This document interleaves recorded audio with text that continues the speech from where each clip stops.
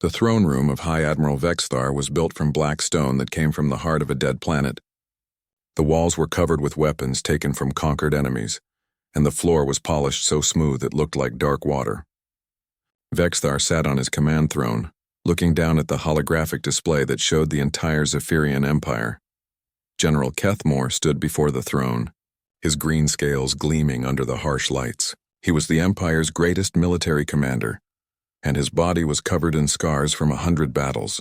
In his clawed hands he held a data tablet containing everything the Zephyrians knew about humanity.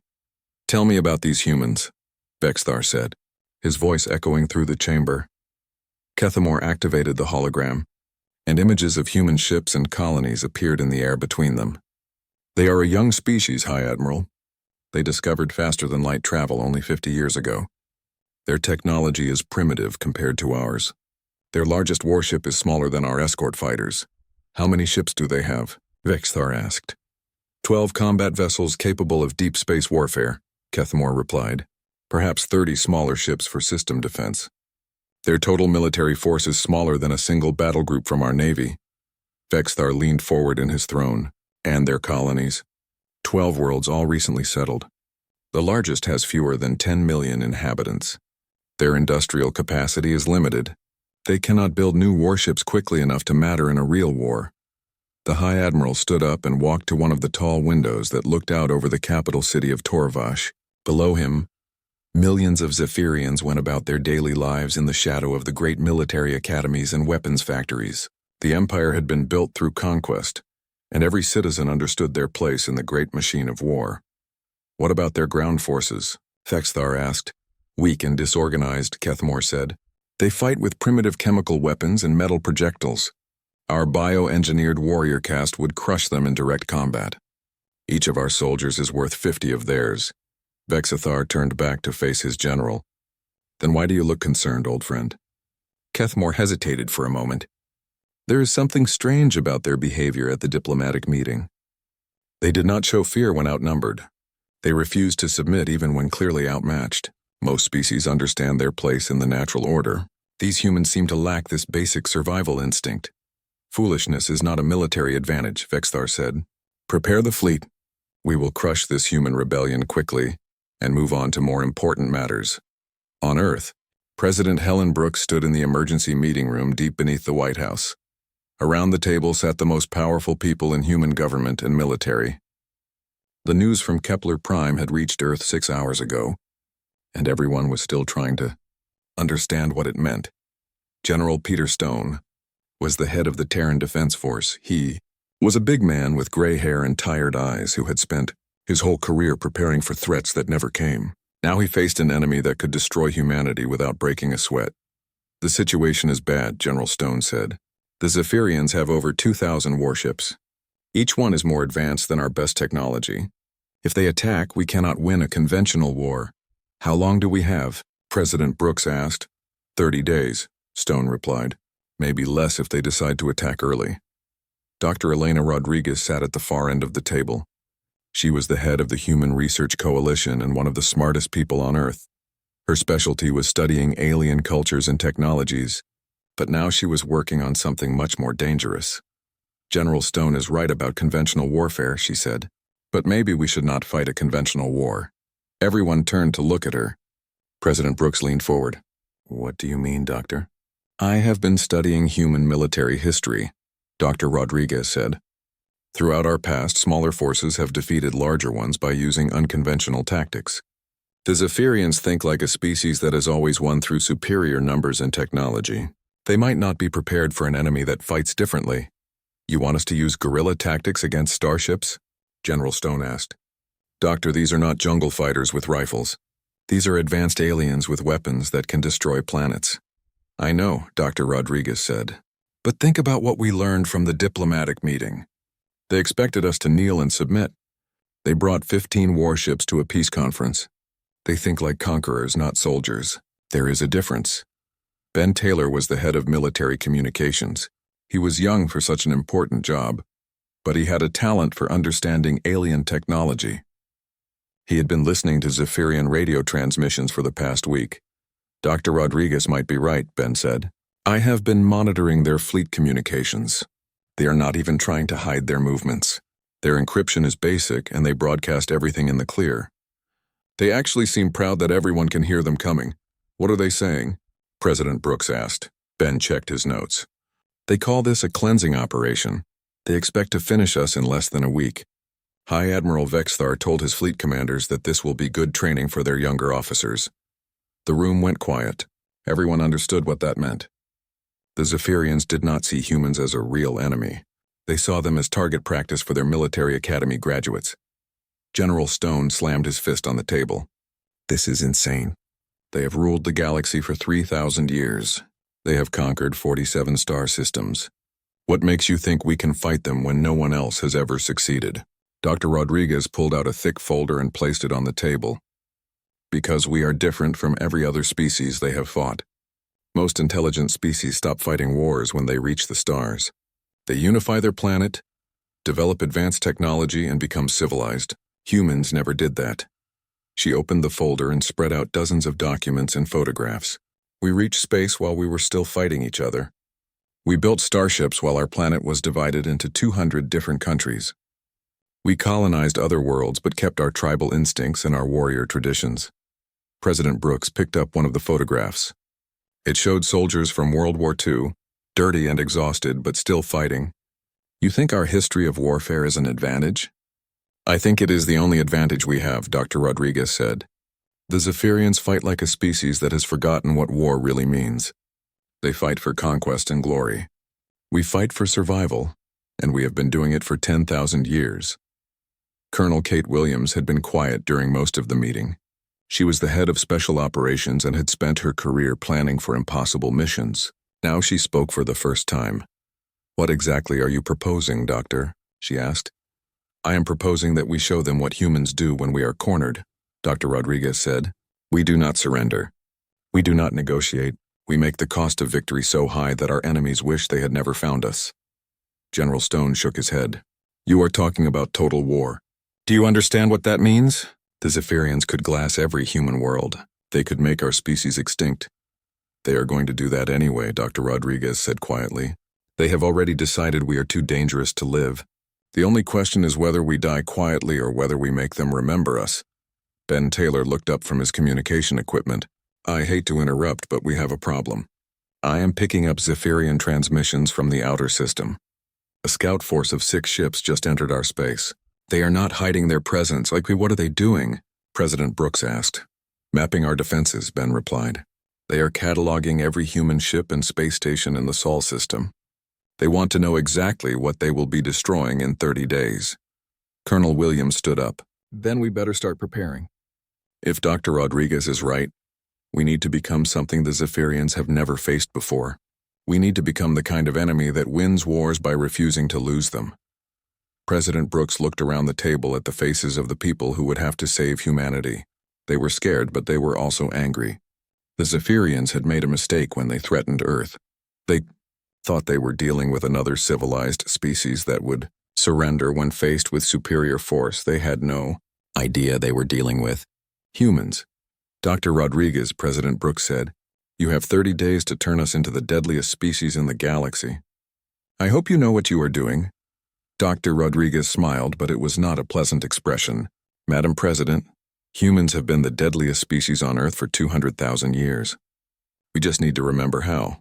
Outside Earth's atmosphere, the Zephyrian scouts continued their work, mapping human positions and counting human ships. They reported back to their commanders that humanity would be easy to defeat. The humans had so few weapons that destroying them would barely count as a real battle. The scouts had no way of knowing they were making the same mistake that countless enemies had made throughout human history. They were counting ships and weapons instead of measuring the will to fight. In 30 days, they would learn the difference. Dr. Alex Chen stood in front of the largest holographic display in the Pentagon, surrounded by military officers who had come to hear what he had learned about humanity's chances of survival. Alex was a military historian who had spent 20 years studying how wars were won and lost. For the past week, he had been working 18 hours a day to understand why humans might be different from every other species in the galaxy. Ladies and gentlemen, Alex began, we need to talk about what makes humans unique. Not our technology, not our numbers, but something much more important. We need to talk about what we are. Colonel Kate Williams sat in the front row. Next to her was Admiral Jake Morrison, who had been promoted after the diplomatic disaster at Kepler, Prime. Behind them sat 50 other high-ranking officers who would lead humanity's defense against the Zephyrian Empire. Every other species that reached the stars did so after unifying their planet, Alex continued. They stopped fighting wars, developed advanced technology, and became what they call civilized. But humans are different. We got to space while we were still killing each other. He touched a control and the hologram showed a timeline of human history. Wars, genocides, and conflicts filled every century. Most species see this as a weakness. They think we are primitive and violent, but I believe this is our greatest strength. Admiral Morrison raised his hand. How is being violent a strength against an enemy with superior technology? Because violence is not just about weapons, Alex replied. It is about mindset. Let me show you something. The hologram changed to show brain scans comparing humans to other known species. Humans evolved from persistence hunters. We are one of the few species that killed prey by chasing it until it collapsed from exhaustion. This gave us unusual mental traits. Colonel Williams leaned forward. What kind of traits? First, we can continue fighting even when we are losing badly. Most animals give up when they are hurt or outnumbered. Humans keep going. Second, we can work toward long-term goals even when the immediate situation looks hopeless. We can plan revenge that takes years to accomplish.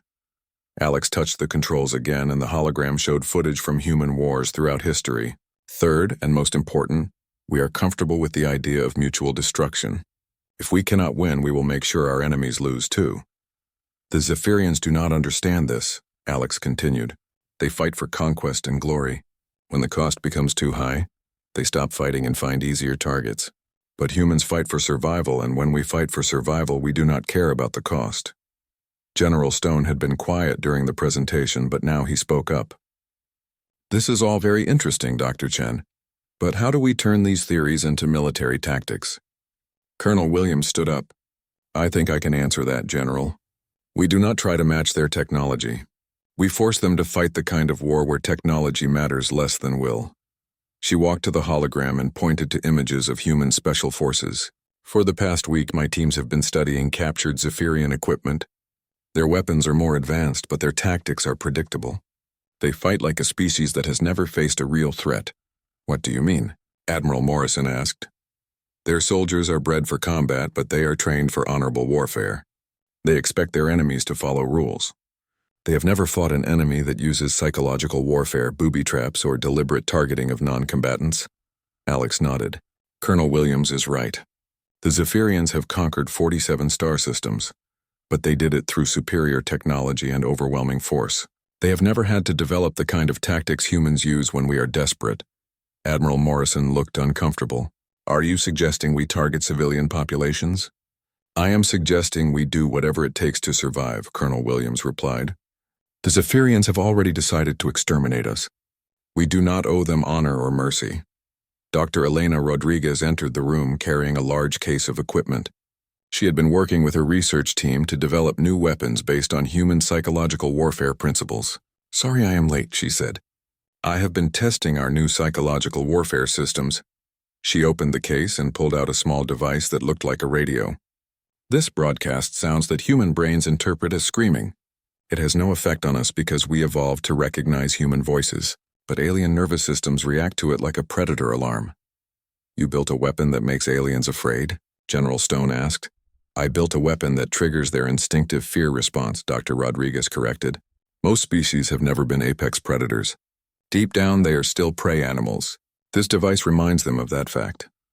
She pulled out another device, this one looking like a small grenade. This one releases chemical compounds that human hunters use to mark territory. Again, it has no effect on us, but it makes other species feel like they are being stalked by something dangerous. Colonel Williams smiled, and it was not a pleasant expression. How many of these devices can you make? As many as we need, Dr. Rodriguez replied. The real question is whether we are ready to use them. Ryan Walsh had been working in a secret laboratory beneath the Colorado mountains for the past 10 days. His job was to turn civilian technology into military weapons. The room around him was filled with strange devices that looked like they came from a mad scientist's workshop. "Admiral Morrison," Ryan said as Jake entered the lab, "I think you need to see this." He led Jake to a workbench covered with what looked like ordinary cargo containers. "These are quantum suicide bombs. They look like standard shipping containers, but inside each one is a quantum explosive device." "How powerful?" Jake asked. "Each one can destroy a ship the size of a Zephyrian cruiser," Ryan replied.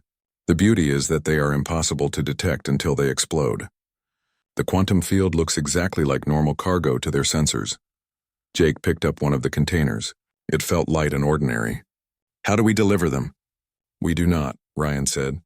"We let them capture them. When the Zephyrians board our ships, they will take everything that looks valuable back to their own vessels. These containers will be mixed in with real cargo. By the time they figure out what they have taken, it will be too late." "That is brilliant," Jake said. "And horrible." "War is horrible," Ryan replied. "The Zephyrians started this fight. We are just going to finish it in a way they do not expect."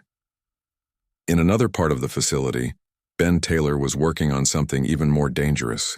He had figured out how to hack into Zephyrian communication systems, and now he was preparing to use their own technology against them. "The key is that they are too confident," Ben explained to Admiral Morrison. "They broadcast everything in the clear because they cannot imagine an enemy advanced enough to intercept their signals. But their encryption is actually less sophisticated than what we use on Earth." "What can you do with access to their communications?" Jake asked. "I can make them hear things that are not there," Ben replied. "False orders, fake distress calls, reports of human ships where there are no human ships. I can turn their own command structure into a weapon against them." Jake looked around the laboratory at all the strange and terrible weapons being prepared for the coming war. "Are we really going to do all this?" "We are going to do whatever it takes to survive," Ben replied. "The Zephyrians think they are fighting primitive humans with simple weapons. They have no idea they are about to face 200,000 years of human evolution, refined into pure warfare." Colonel Williams returned to the main briefing room where the other officers were still discussing tactics. "I have been thinking about our conversation," she said. "Dr. Chen is right about human psychology, but there is something else we need to consider." "What is that?" Admiral Morrison asked. "The Zephyrians have never lost a war," Williams said. "They have been winning for 3,000 years. They have no experience with defeat, desperation, or last stands. When things start going wrong for them, they will not know how to adapt." Dr. Rodriguez nodded. "Humans have been fighting impossible odds for our entire history. We know how to lose battles and still win wars. We know how to take damage and keep fighting. Most importantly, we know how to make our enemies pay such a high price for victory that they decide it is not worth it." "But what if they do not give up?" General Stone asked. "What if they decide to destroy us no matter the cost?" Colonel Williams smiled her cold smile again. "Then we make sure they remember us for the next 3,000 years. We make sure that every species in the galaxy knows what happens when you threaten humanity." Admiral Morrison stood up and looked around the room at the faces of the people who would lead humanity's defense. 30 days ago, we thought we were joining a peaceful galactic community. Now we are preparing to become the most feared species in the galaxy." "We always were the most feared species," Dr. Rodriguez said quietly. "We just did not know it yet." Outside the facility, human ships were being converted into weapons of war. Civilian vessels were being fitted with the quantum suicide bombs that Ryan Walsh had designed. Communication arrays were being modified to broadcast Ben Taylor's psychological warfare signals. Weapons that had never been used in space combat were being tested and prepared. The Zephyrians expected to fight a quick war against a primitive enemy. Captain Jake Morrison stood on the bridge of the UNS Endeavour and watched the massive space station grow larger on the main screen. Kepler Prime looked like a giant metal flower floating in the darkness between stars. Its silver arms stretched out in all directions, each one bigger than the largest human city. This was where humanity would meet the Zephyrian Empire for the first time in an official diplomatic meeting. Lisa Hayes walked up beside him. She was his first officer and had been with him for 3 years. Her dark hair was pulled back in the standard military style, and her uniform was perfectly clean. She always made sure everything was ready before any important mission. "Captain, we will dock in 20 minutes, she said. "All systems are working perfectly. The diplomatic team is ready to go." Jake nodded. He had been thinking about this day for months. 50 years ago, humans had figured out how to travel faster than light. Since then, They had built colonies on 12 different worlds, but they had never met another intelligent species until 6 months ago, when human scouts found the edge of Zephyrian space. The Zephyrians ruled a huge empire that covered hundreds of star systems. They had been flying between the stars for over 3,000 years. Compared to them, humans were like children who had just learned to walk. The meeting today would decide if humans and Zephyrians could be friends, or if there would be trouble. "Any word from the Zephyrian ships?" Jake asked. Lisa checked her tablet. "Their fleet arrived 2 hours ago. 15 warships, all much bigger than anything we have. The lead ship is 3 times the size of our biggest battleship." Jake felt a cold feeling in his stomach. The Zephyrians had brought enough firepower to destroy a small planet. Either they were very careful about security, or they were trying to scare the humans. Maybe both. "Tell the diplomatic team to be extra careful," Jake said. "I do not think the Zephyrians are here just to talk." The docking went smoothly. Jake, Lisa, and the human diplomatic team walked through the station corridors toward the meeting room. The station was built by a neutral species called the Kalari, who often hosted meetings between different civilizations. The walls were smooth and white, and the air smelled like flowers. Amanda Carter led the human diplomatic team. She was smart and had spent years learning about alien cultures. Behind her walked 3 other diplomats and 2 security guards. They all looked nervous but ready. The meeting room was huge, with a long table in the center. On one side sat the human team. On the other side sat the Zephyrians, and Jake had to work hard not to stare at them. They looked like giant lizards that walked on 2 legs. Their skin was dark green and covered in small scales. Each one was at least 7 feet tall and had muscles like a bodybuilder. Their eyes were yellow and never seemed to blink. The leader of the Zephyrian team was High Admiral Vexthar. He wore a uniform covered in medals and symbols of rank. When he spoke, his voice sounded like rocks grinding together. "So these are the humans," Vexthar said in perfect English. "You are smaller than we expected." Amanda Carter stood up and smiled. "Hi, Admiral, it is an honor to meet you." "I am Amanda Carter, representing the United Earth government. We hope this meeting will be the start of a long friendship between our peoples." She walked around the table with her hand extended for a handshake. This was normal for humans, a sign of peace and respect. But the moment Vexthar saw her hand coming toward him, his yellow eyes went wide. The other Zephyrians jumped to their feet and made low growling sounds. "You dare challenge me to combat?" Vexthar roared. "In front of my officers?" Amanda stopped walking. Her hand was still extended, but now she looked confused and scared. "I'm sorry, High Admiral. I was only trying to greet you in the human way. A handshake is a sign of friendship for us." "Lies," Vexthar said. "The extended claw is a challenge gesture used before ritual combat. Do you think us fools?" Jake stood up quickly. "High Admiral, there has been a misunderstanding. Ambassador Carter meant no insult. Our species have different customs." Vexthar looked at Jake with those unblinking yellow eyes. "And you, ship commander, why do you not show proper respect? When meeting your superiors, you should kneel and lower your head. This is the way of civilized species." "With respect, High Admiral," Jake said. "Humans do not kneel to anyone. We believe all intelligent beings should be treated as equals." The room went very quiet. The Zephyrians looked at each other and made more growling sounds. Vexthar's face showed anger and surprise. "Equals," he said slowly. "Your species has been flying in space for 50 years. Ours has ruled this galaxy for 3,000. You call this equal?" Before anyone could answer, an alarm started ringing through the station.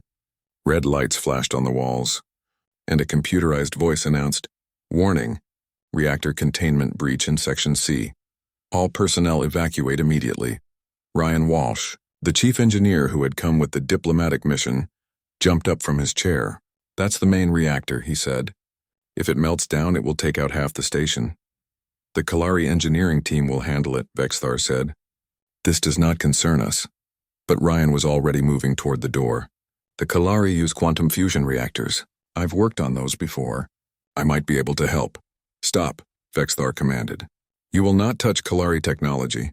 Humans are not advanced enough to understand such systems." Ryan ignored him and ran out of the room. Jake and Lisa followed, along with Amanda Carter and the rest of the human team. The Zephyrians came too, but they moved slowly, as if they thought the whole thing was beneath them. In the reactor room, Ryan found 3 Kalari engineers standing around looking helpless. The reactor core was glowing bright red instead of its normal blue. and sparks were flying from the control panels. Ryan looked at the readouts for 30 seconds, then started pushing buttons and turning dials. "What are you doing?" one of the Kalari asked. "The containment field is failing. We must evacuate."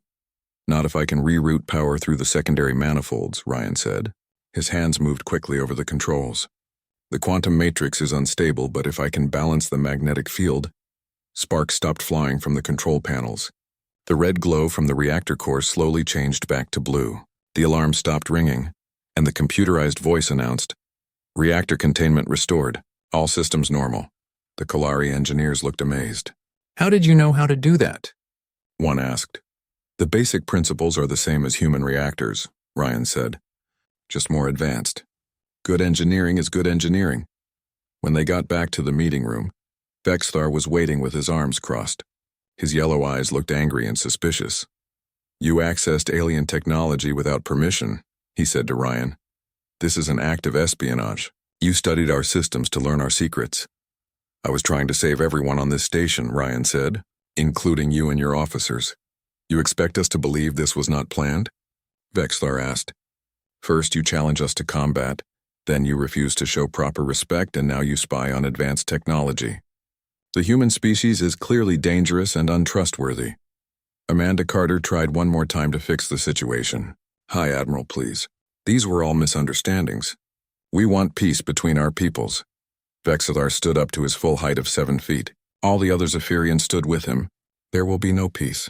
The human species is a threat to galactic order. You will return to your home system and remain there, or you will be destroyed." "You can't be serious," Jake said.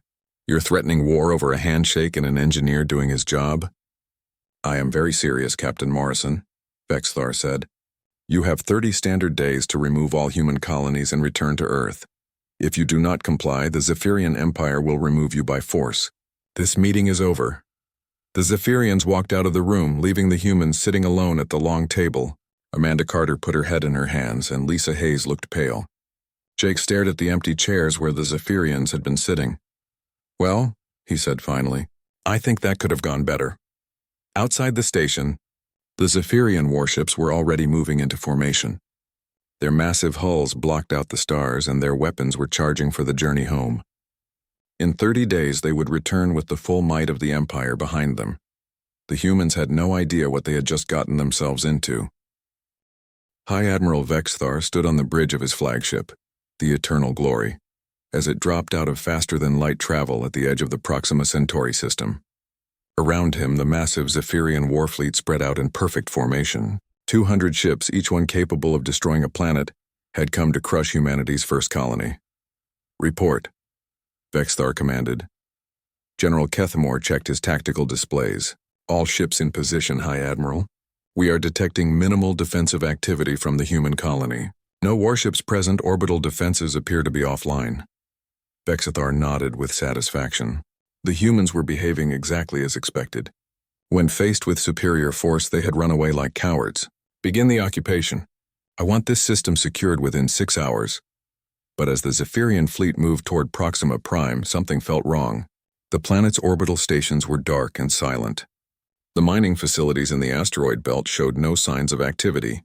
Even the communication beacons that should have been broadcasting surrender messages were quiet. "Where are the inhabitants?" Kethamore asked. "We should be detecting millions of life signs, but the sensors show the planet is almost empty." "They have evacuated," Vexthar said. "The cowards ran when they heard we were coming. No matter. We will occupy their infrastructure and use it as a base for the assault on Earth." The first ships reached the orbital stations around Proxima Prime. Boarding, parties prepared to take control of the apparently abandoned facilities. The stations looked intact but powerless, floating in space like dead metal shells. Captain Sam Parker crouched in the hidden command center, buried deep inside the largest orbital station. Around him, 50 human soldiers waited in complete silence. They had been hiding here for 2 weeks, ever since the evacuation ships had taken the colonists to safety. The station appeared dead from the outside, but inside, its weapons systems were fully charged and ready. "Zephyrian boarding craft approaching," whispered Lieutenant Commander Lisa Hayes through his earpiece. 12 ships heading for docking port 7. Sam smiled in the darkness. "Let them come. When they are all inside, we spring the trap." The Zephyrian boarding party entered the station expecting to find empty corridors and abandoned equipment. Instead, they found what looked like a normal human facility with the lights turned off.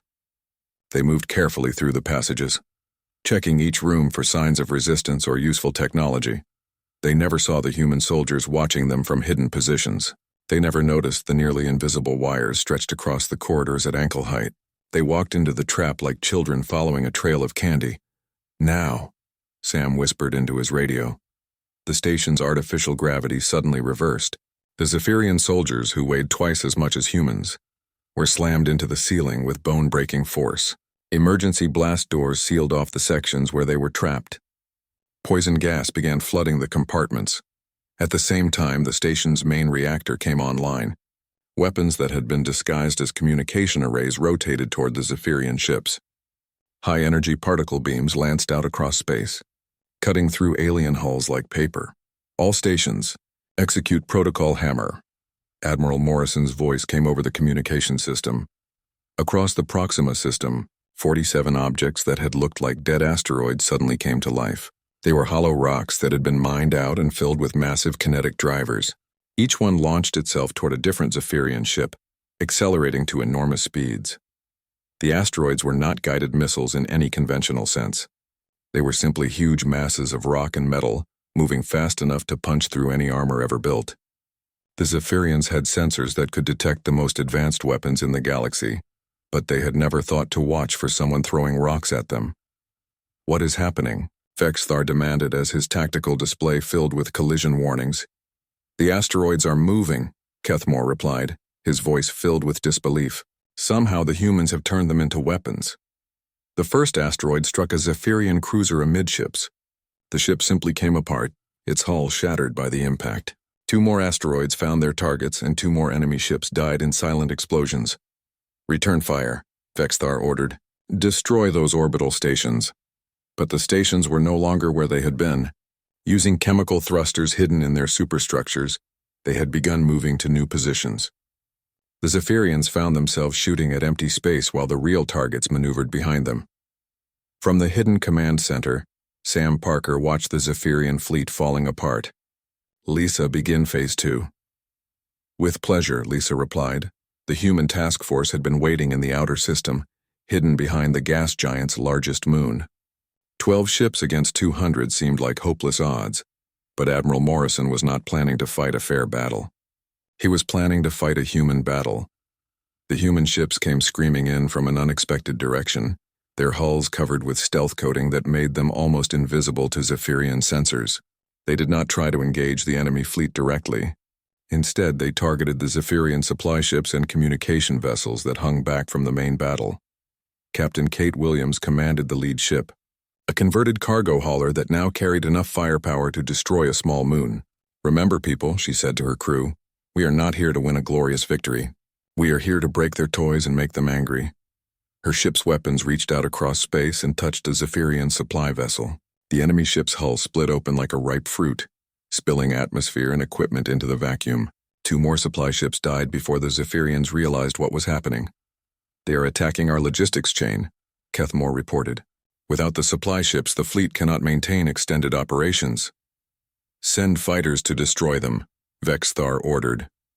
But when the Zephyrian fighters closed in on the human ships, they found another nasty surprise.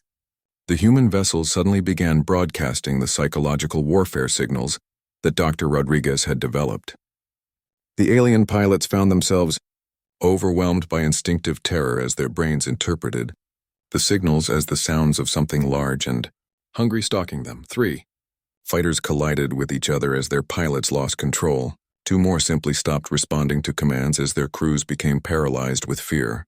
The remainder retreated in confusion, their formations broken. "This is impossible," Kethmore said. "How are they doing this to us?"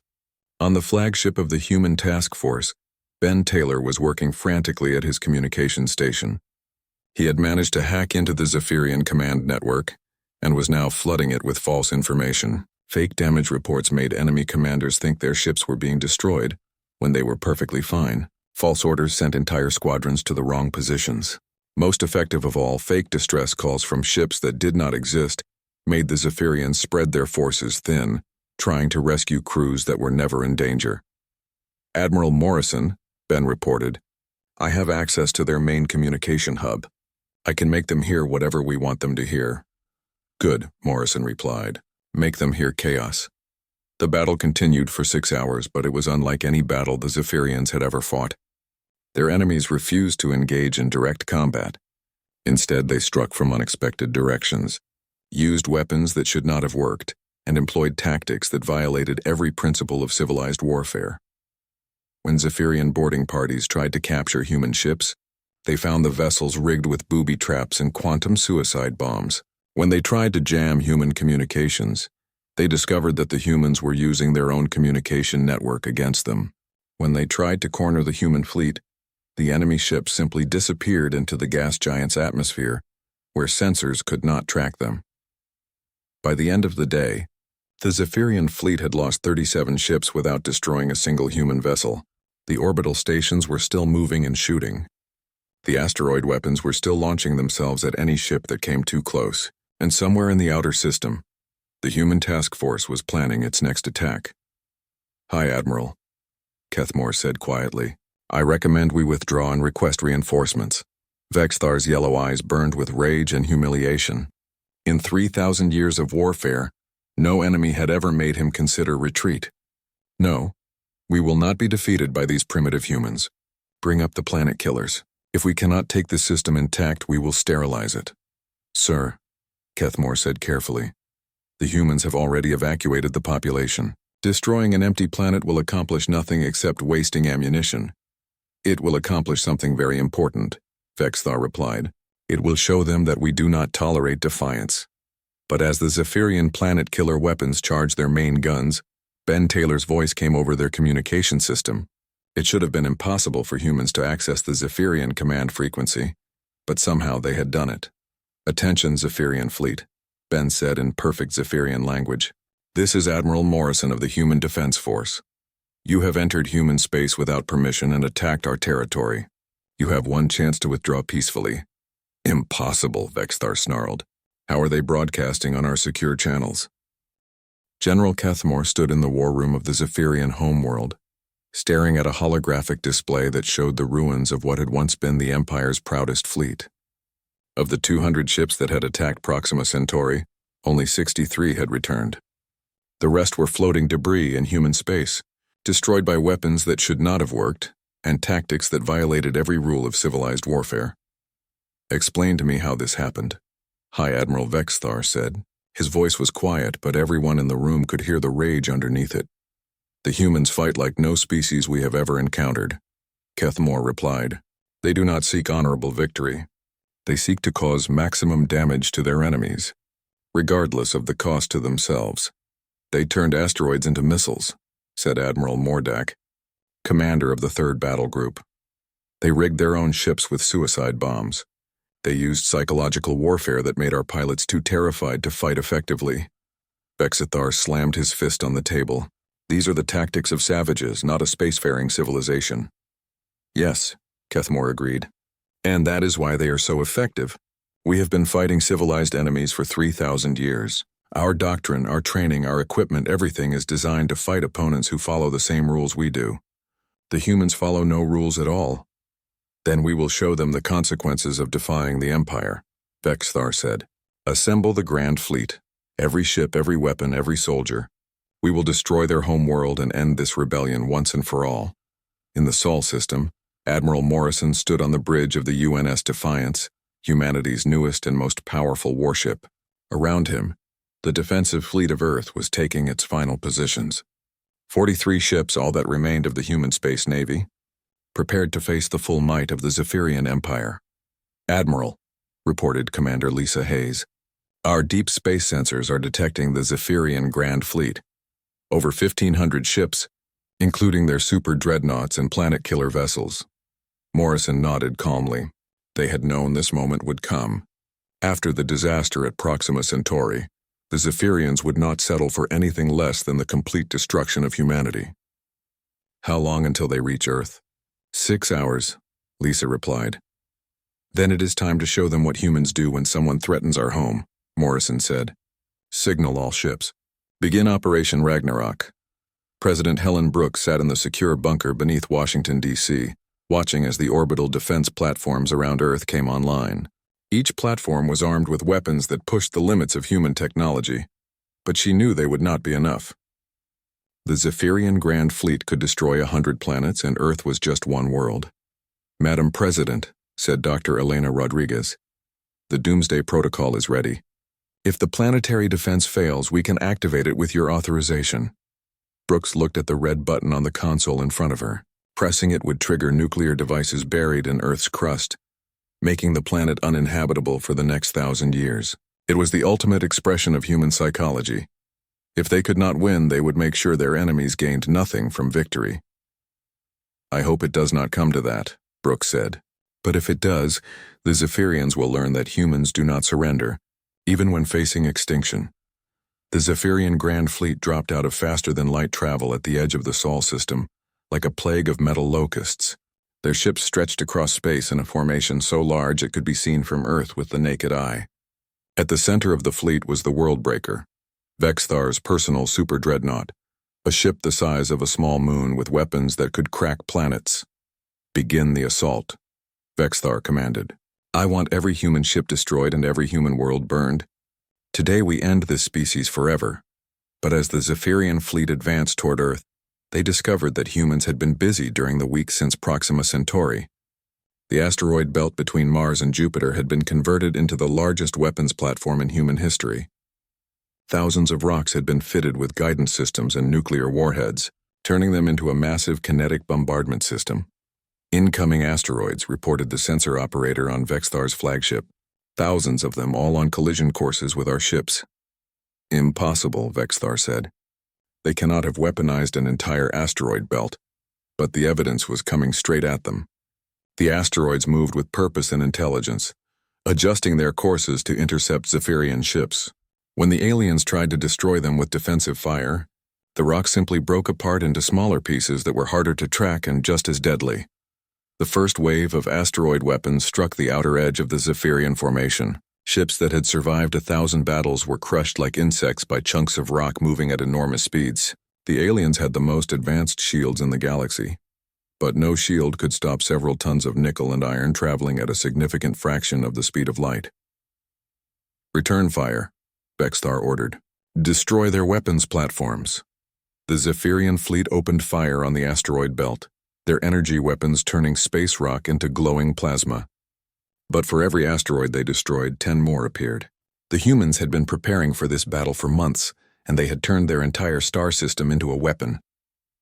From hidden bases on Mars, human ships launched themselves at the Zephyrian fleet. These were not warships in any conventional sense.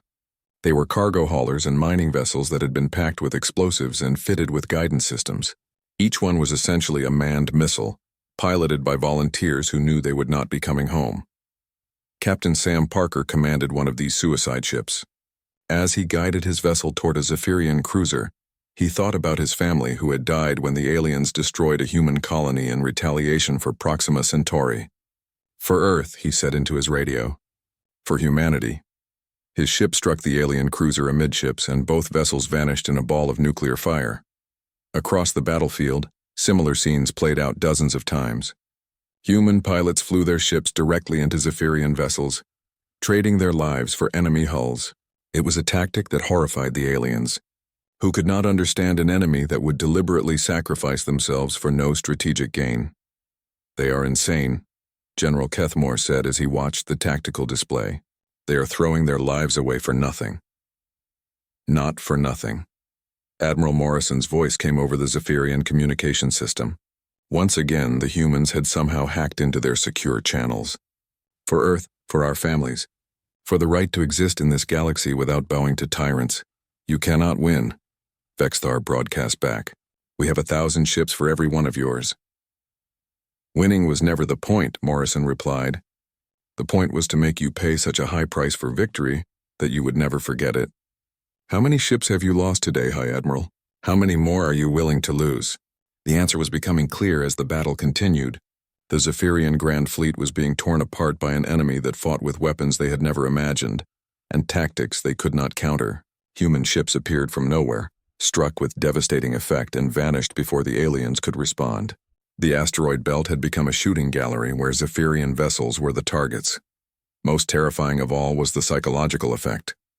The humans had broadcast their surrender ultimatum throughout the galaxy, and every civilized species was watching to see what would happen. If the mighty Zephyrian Empire could not defeat a single primitive world, their reputation for invincibility would be destroyed forever. "High Admiral," Kethmore said urgently, "we have lost over 400 ships. The fleet is beginning to break formation.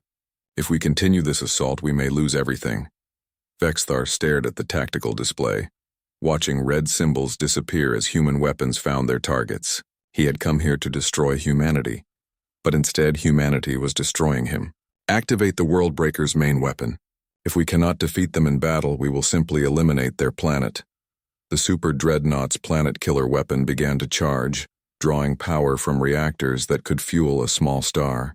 In 10 minutes, it would fire a beam that could crack Earth's crust and boil away its atmosphere. Even if the humans destroyed every other ship in the fleet, they could not survive the loss of their homeworld. But President Brooks had been watching the battle from her bunker, and she had been waiting for this moment. "Dr. Rodriguez," she said, "activate the Doomsday Protocol." "Are you sure, Madam President?" Rodriguez asked. "Once we trigger it, there is no going back." "I am sure," Brooks replied. "If the Zephyrians want Earth, they can have it, but they will not be able to use it." Across Earth's surface, hidden nuclear devices began their countdown sequences. In 60 seconds, they would detonate simultaneously, cracking the planet's crust and releasing enough radiation to make it uninhabitable for centuries. The humans would die, but so would any hope of the Zephyrians gaining anything from their victory. "Attention, Zephyrian fleet," Brooks broadcast on all frequencies. "You have 30 seconds to begin your withdrawal, or we will render this entire system uninhabitable. Your choice." On the bridge of the Worldbreaker, Vexithar watched in disbelief as sensors confirmed what the human president had said.